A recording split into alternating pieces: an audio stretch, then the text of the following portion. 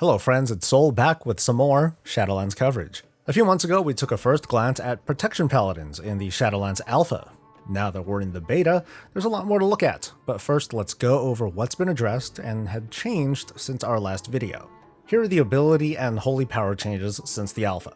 Earlier I brought up a concern that a lack of holy power on the pull will leave a Protection Paladin pretty vulnerable for a couple of global cooldowns. To address this, Blizzard made a few changes in the beta. When you strike a target with a Venthyr Shield for the first time, you generate 2 holy power instead of 1. In exchange though, Judgment no longer generates holy power at all, unless you spec for Sanctified Wrath. So how does this change player behavior? Well, we have a much easier time throwing up some defense on the pull. Specking for Blessed Hammer lets us easily generate enough holy power before entering combat. Not specking for it will leave us open for that first melee hit, but it's an improvement over like 2 hits. It also introduces a bit of high skill use with Venthyr Shield. Since it generates 2 holy power the first time it hits a target, you can be mindful of other mobs on or around you and then manually target them to score an extra 2 holy power mid-combat. However, mobs hit by a Venthyr Shield, whether they were the first target hit or the 5th target, will disqualify them from that 2 holy power gain. Now let's look at some talent changes. Redoubt was buffed to last a little bit longer, but it still kind of sucks. First Avenger now synergizes with Divine Toll. That means Divine Toll will now bounce off up to 5 targets, and 100% of the damage done from Divine Toll will be turned into a damage absorb shield. Moment of Glory was redesigned. It's now on a 1.5 minute cooldown, it resets the cooldown of Avenger Shield, gives it 3 charges, and it deals 20% more damage. So it's a very meaty ability that also works with Divine Toll, so lining this up with Avenging Wrath will make for some very solid cleave on up to 5 targets. This gives us some very defining choices on the second row. The way I see it, First Avenger is mostly a defensive cleave. Crusader's Judgment provides higher single target damage and higher use of Word of Glory, and Moment of Glory is for offensive cleaving. My personal preference is that I like playing defensively, so I'll prefer First Avenger, unless I'm in an encounter when I fight only 1 target, and then I'll take Crusader's Judgment. Let's move on to everyone's absolute favorite thing in Shadowlands, Covenants, yay! I admit that I'm biased towards the Kyrian, and in fact I've already pledged my loyalty to them, but hold your retorts. All the Covenants have their so-called strengths and weaknesses, but let's begin with the Kyrian. Their signature ability is Summon Steward, which produces a Phial of Serenity, a healing potion with a 1 minute cooldown that removes all diseases, curses, and bleeds.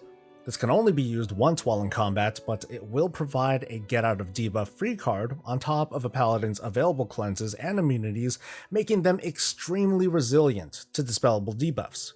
Raid testing has barely taken off, but the understanding is that if it can be bubbled off, Phial of Serenity can also cleanse it. Paladins get Divine Toll, or as I like to call it, Fan of Shields. At this stage of the beta, it's apparent that anything that buffs Avenger Shield will indirectly buff Divine Toll, like Moment of Glory, First Avenger, even Shield of Virtue, the PvP talent, which makes this ability really strong in multi-target situations, but becomes a mere 1 minute Avenger Shield otherwise. Having 1 more interrupt on hand just in case doesn't make Divine Toll completely useless though, it just slides the ability way down on the priority list. Now let's take a look at the Soulbinds. I'm going to try to be quick because there's going to be 12 of these to go through, and as a reminder you can use the navigation bar to go to the video section of your choice. Starting with Pelagos, there's no choice but to pick up Let Go of the Past, which is pretty much a 5% increase to our versatility as long as we're engaged with enemies. I'm going to choose Phial of Patience over Focusing Mantra in most situations. I'll consider Focusing Mantra if I'm running Torghast and I happen to have anima powers that make the Phial buff me, so I'll pick this up for a higher uptime. As the boss of my guild, I try to make an example of contributing to the team, so I'm going to pick up Walk Together and have Pelagos as my soulbind for outdoor activities. I consider Road of Trials if and when I encounter situations where I need that extra run speed. And Combat Meditation gives me a mastery buff with a 30-something% uptime unless I try to extend the buff, which to be honest, I doubt I'm going to do in most cases. Clea is what I think will be my most used soulbind for raid and other progression content because of the passive healing benefits that she provides. I'll definitely choose Ascendant Phial for raids. If there's a tank debuff that I can be immune from for a few seconds, that means I can hold on to a particular boss for that much longer, once per fight, twice if I pre-pot. The next tier has some fun choices. Resonant Accolades echoes a small amount of actual healing done, and in my limited testing, every time more actual healing is done, the heal over time refreshes, it snapshots, and it grows. And I haven't yet found what the cap is. I have a feeling that by the time that this goes live, this trait will be kind of nerfed, but still mostly okay. On the same row, Barrier's Pursuit deals a pretty significant slow, which is great for our slow butts, and Pointed Courage is an almost guaranteed crit buff. As a self-healing whore though, I'm gonna pick up Resonant Accolades and hope that this can stack to ridiculous heights. Cleansing Rites is an easy choice if you're thinking how I think, and Valiant Strike seems to gain stacks with no apparent cooldown, and when it pops I heal allies within 8 yards of me, meaning that in a group, my co-tank and my melee buddies will be reasonably taken care of, which will ease some of the healing burden. I don't know if it's Mechanicos or Mechanikos, but I'm gonna go with Mechanikos. Sounds exotic, right? I'll be using this guy for mostly PvP purposes. Both Charged Additive or Forge Light Filter will work well here. I either get a second knockback, which should surprise enemies, or be a bit more resilient when my file cleanses me while I'm stun locked or something. In the next tier, Sparkling Drift Globe Core would synergize pretty well with Forge Light Filter as a second wind sort of build. And Soul Steel Clamps are the thing to have for guarding objectives. I'll probably lean towards Soul Steel Clamps though. I find Resilient Plumage to be marginally more useful for PvP, so I'll pick that up, and in its current form, Brawn could use a bit of a buff. This thing pops to help you out after using 120 spells or abilities, but abilities off the global cooldown do not count, making this kind of like a 3-minute ability that lasts for only about 20 seconds, and it does some pretty marginal damage and healing. Let's take a look at the Venthyr, which at the moment is the unofficial Covenant of the Shadowlands. Their signature ability is Door of Shadows, a 35-yard teleport with a 1.5 second cast time and a 1-minute cooldown baseline. As someone who hasn't tested dungeons in Shadowlands, and under the assumption that Blizzard will design dungeons around the advantages of all the Covenant abilities, including Door of Shadows, any clever dungeon skips will likely be by design, and any that aren't will be hotfixed shortly after discovery. We also haven't seen all the raid testing, so the full effectiveness of Door of Shadows is theoretical, but it is a teleport. That much can't be denied. For Paladins, they get Ashen Hallow, or what I'd like to call the Crimson Octagon. It's still on a 4-minute cooldown, which sucks, but it has a massive radius, it deals significant single-target damage and healing, and it allows the use of Hammer of Wrath. Another rub is that last bit, the whole thing about Hammer of Wrath, makes Ashen Hallow not sync well with Avenging Wrath, which also makes Hammer of Wrath free to use. The use of this ability requires fight knowledge and careful planning to maximize its use. In PvP, Ashen Hallow alters the battlefield. It's dangerous in tight spaces, and its giant radius makes it possible to smoke out players behind pillars, or at least distract them. In a crowd though, the targeting of Ashen Hallow isn't very reliable, so if you throw this down in like say Terran Mill or South Shore, you're not going to find this to be very effective. Let's move on to Soulbinds, starting with Nadia, and now I know how to pronounce it. Agent of Chaos is an easy pick for me as a tank. It is dangerous to use a spell cast, but 1.5 seconds isn't really the end of the world, and if that means another interrupt, it's probably worth it. Dauntless Duelist is a flat boon compared to Exacting Preparation, but Familiar Predicaments could be useful in flag carrying situations. Thrillseeker, in its current form, isn't so great for tanking. 20% more woohoo for 10 seconds feels kind of limp, since you have no control over the proc. Moving on to Theatar, Leisurely Gate is going to be a quick favorite for many Venthyr players, but we'll have to see just how Blizzard does with curbing teleport-happy behavior. Soothing Shade is what I'd pick up for defensive purposes, while Refined Palate is what I would choose for a more offensive punch. I'll probably try to lightly pressure my Venthyr guildmates to pick up Exquisite Ingredients because I'm an herb-devouring scribe, but stronger party buffs and free transmog are nothing to scoff at either.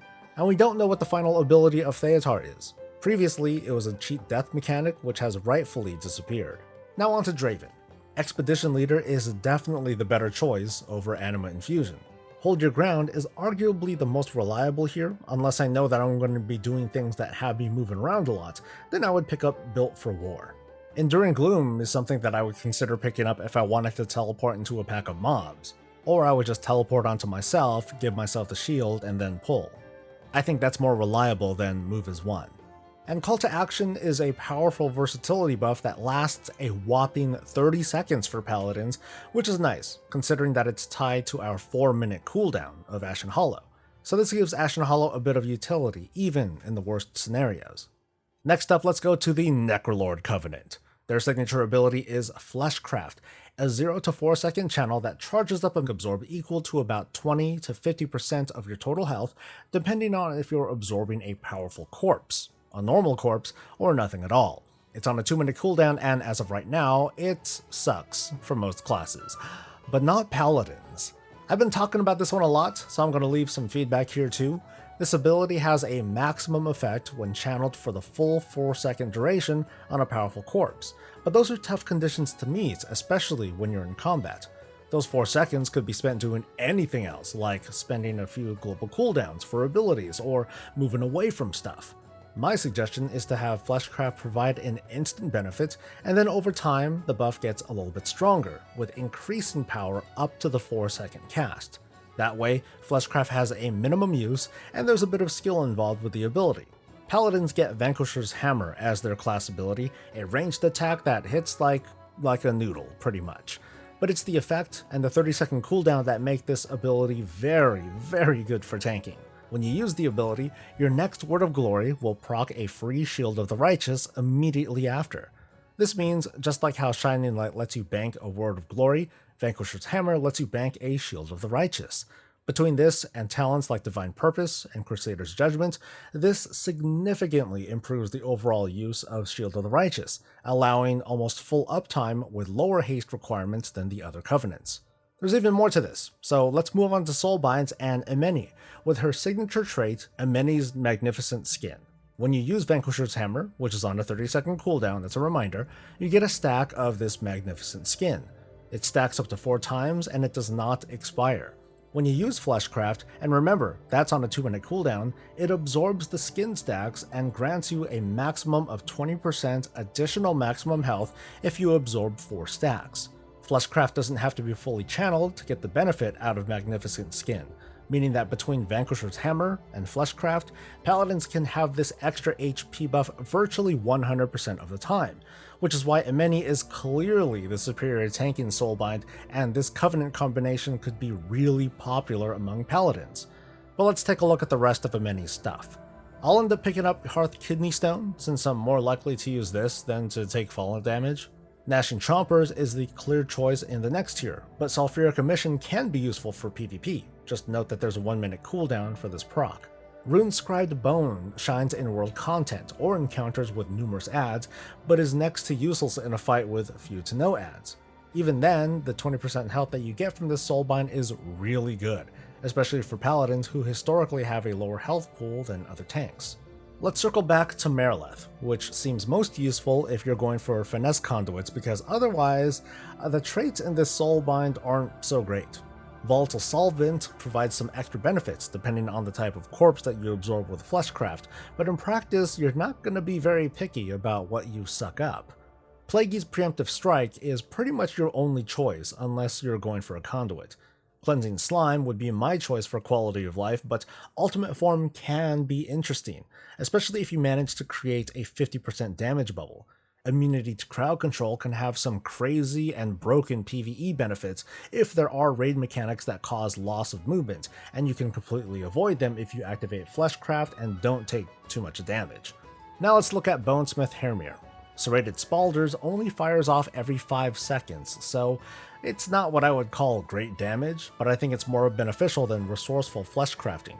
Down to the next tier, I'll choose Marrowed Gemstone, if only for the extra damage, and a strong Word of Glory if I use it during this buff window. And since I already have Crusader Aura, I'll definitely pick up Smithing Expertise to help out my team. Forgebone Reveries is a reminder that this Soulbind isn't ideal for tanking. Upon death, you get an extra 10 seconds of active time, but you also receive no healing, and your throughput is cut in half, so as a tank who hopefully popped every cooldown before dying, you probably won't even last for those 10 seconds. Time for some Night Fae, folks. Their signature ability is Soul Shape, a minor instant cast speed boost that includes a short range teleport. Baseline, I see very few benefits for this because if you use any ability while in Soul Shape, except when you hit Soul Shape again for that cute little teleport, you're going to dispel the effect. As a paladin, even when running away from stuff, I'll still be used to hitting Blessed Hammer to keep my holy power up, or throw out a heal, or lay down a new consecration, all sorts of stuff. So the benefit that I get out of this ability isn't zero, but it's pretty small. As a paladin, you get Blessing of Seasons, a single target buff with a 30-second cooldown that will apply spring, summer, autumn, and winter buffs, which also last for 30 seconds. In its current form, I know that I'll probably need a tracker or a weak aura, so I know what buff I'm about to throw out, because I might want to throw it on someone else other than myself. But that said, I'm more than likely to use this on myself, like 90% of the time. Blessing of Spring increases the target's healing done and healing increased. The ideal target would be me. Blessing of Summer makes the target deal more damage. This might be ideal to use on someone else, like a caster DPS, since this is based on spell damage. Autumn makes your cooldowns recover 50% faster. It's not so different from Bloodlust, so personally, I think it's best for classes whose abilities are mostly based on short cooldowns, like Paladins. Finally, Winter causes attacks to slow the enemy target's attack and movement speed. This is probably best used on myself for defensive purposes. Unfortunately, I'm just still not a big fan of this ability. At my skill level, it's a button that I'm just going to press every 30 seconds. At higher skill levels, it's a button to press every 30 seconds, but not before quickly assessing priority targets, the state of the encounter, and tracking which spell is coming next. It is a neat ability, but compared to other abilities, there are layers of complexity here that make me just not want to care so much about using it skillfully and just use it on myself. Now onto Soulbinds, starting with Nia. Sylvari Mantle causes you to drop into stealth when Soul Shape ends. Let me repeat that. You will drop into stealth when Soul Shape ends. This completely changes how Soul Shape works whether you're a tank or not, because so long as you don't have stealth breaking effects like dots on you, Soul Shape behaves very similarly to Vanish. This could have some really strong use in Mythic Plus and might also work to temporarily drop aggro in a prolonged fight. Moving down one tier, Nia's Herbs starts out strong, but I'm not sure if this haste buff is going to scale with Renown. It's still a pretty easy choice to make, but for those of you who regularly pick up interrupt duties, Poison is the way to go. For mobs or bosses who require regular interrupts, that basically means you're dealing a reasonable bit of extra damage. I think by now you figured out that I'll encourage myself and my team to pick up traits that give resources if they happen to be using a particular soulbind, like this one. And at the bottom we have Grove Invigoration, but beware, this tooltip is inaccurate at the moment. I imagine it's because Blessing of Seasons is on a short cooldown that the ability behaves a little bit differently. So you still gain 10% mastery when you use your blessing, but instead of it decaying over 5 minutes, it decays over 2 minutes. Now let's take a look at Dreamweaver. Field of Blossoms is kind of a given, but it's hardly as cool as Nia's Vanish. Empowered Chrysalis seems pretty good for those big oh crap moments when you know that you're going to take lots of heavy damage. The 15% health increase will help blunt that incoming spike. Somnambulist, or whatever it's called, it isn't what I think as cool, but it's sort of interesting. This makes Dreamweaver feel like the sort of logout soulbind. You log in and you get a nice little gold bonus. Hopefully we'll see world quests with some attractive gold rewards. And Pod Tender is your cheat death, with a much longer cooldown than, say, Purgatory, but with less danger. When you die, you drop aggro and are put into a cocoon for 10 seconds, during which you're stunned. The cocoon has 10,000 life, and if that's depleted, you die. And at last, the final soulbind, Corian. Between Horn of the Wild Hunt and Wild Hunt's Charge, definitely the Charge, because this changes Soul Shape into an intercept, and although it only works when you're out of combat, it gives us Paladins a button to quickly close in on at least the start of the encounter. Down to the next tier, I want to Hold the Line, but the strict 5-second wait time is a little bit outside of my comfort zone. But if we later learn that there are a few encounters with very limited tank movement, I'll consider picking this up. Otherwise, I may choose Face Your Foes, which procs off all damage, whether it's direct damage or even consecration. It has a really easy proc rate, at least at a glance I'm seeing like a 75% uptime. 2% isn't a whole lot, but this uptime makes it a really solid pick. There's no wrong choice here. You either spend less gold or you let your friends move a little bit faster. I'll probably go for the former because, well, we already have Crusader Aura. At the bottom is Final Moments, which in its current form is extremely weak. It's a very pitiful bonus, heal, or an execute, but it's boosted if a party or raid member dies, and this bonus is increased to a jaw-dropping 15%. And this can only occur only once per encounter, basically. There isn't anything good that I can say about this one other than to try and reassure you that with some tuning over the course of the beta, that this can be a strong execute soulbind. Now, which legendaries am I going to make first for my paladin? There are 16 in all so far, 8 of which are usable as protection. I'm going to go through them all, starting with the 2 that I'm likely to craft first and second. The Holy Avenger's Engraved Sigil gives a whopping 50% chance to reset the cooldown of Avenger's Shield when you use it. Couple this with something like First Avenger, and you'll find yourself able to handle really big pulls with relative ease, dealing plenty of damage, and all of that is turned into a damage absorb. My second choice would have to be the Arbiter's Judgment, which should help with generating holy power. Even more if I spec back to Crusader's Judgment. My thinking is that basically I'll want the sigil for most general content, and Arbiter's Judgment will be for those intense single target encounters. The remaining legendaries are nothing to scoff at either though. I'm going to put them all up on screen. Uther's Guard seems to have the most use for flag carrying, at least, for my playstyle. Of Dusk and Dawn is a solid damage and defensive buff with high uptime of one or the other with some skill. Ardent Protector's Sanctum is probably overpowered for those tank fights when both tanks are taking high damage at once, and it's clearly safer than using Blessing of Sacrifice. Bulwark of Righteous Fury isn't as strong as I hoped though. I mean, it triples your next Shield of the Righteous at full stacks, but unfortunately, it stacks at 5, meaning that this doesn't synergize with Divine Toll. But imagine if you could have a Shield of the Righteous that's that strong, that would be nice. Reign of Endless Kings isn't a bad pick at all, but I think the other defensive choices are better. The same goes for Liadrin's Fury Reborn, but it's very strong for those on-the-pull moments. And that's a wrap, folks. I know this is a long one, but I hope that this deep dive proved useful. If so, please like the video and share it with a friend, or 7 of them. Don't forget to subscribe for more Shadowlands coverage and all things Warcraft, and we'll see you next time. Until then, stay safe, stay healthy, and stay breezy.